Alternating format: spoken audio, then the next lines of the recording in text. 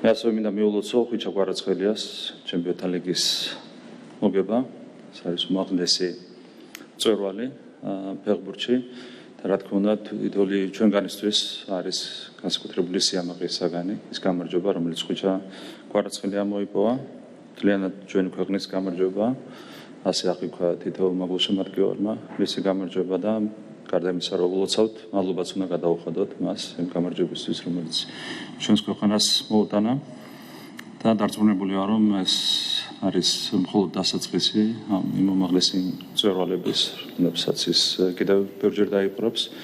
მინდა მას ამოულოდაც სანენდი წარმატებები უსურვო. ჩვენ გვაქვს ტრადიცია, როდესაც აღარ მწვერვალებს იპყრობენ ჩვენი სპორტსმენები.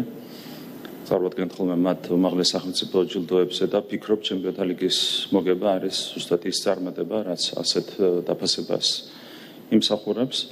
მას აქვს მიღებული გასულ წელს ნაკრებთან ერთად მიღებული წარმატებისთვის ღირსების ორდენი და ჩემპიონთა ლიგის მოგებისთვის გვინდა წარვადგინოთ ეს წმინდა გიორგის სახელობის გამარჯვების ორდენზე. ფიქრობ, რომ ეს არის ძალიან დამსახურებული ჯილდო, რომელსაც ის მიიღებს სახელმწიფოსგან. ამასთან დაკავშირებით ჰქონდა კონსულტაციები საქართველოს პრეზიდენტთან, პარლამენტის თავმჯდომარესთან და ერთხმად მივიღეთ, რა თქმა უნდა, ეს გადაწყვეტილება და საქართველოს პრეზიდენტი მას დააჯილდოებს უმაღლეს სახელმწიფო ჯილდოთი წმინდა გიორგის სახელობის გამარჯვების ორდენით.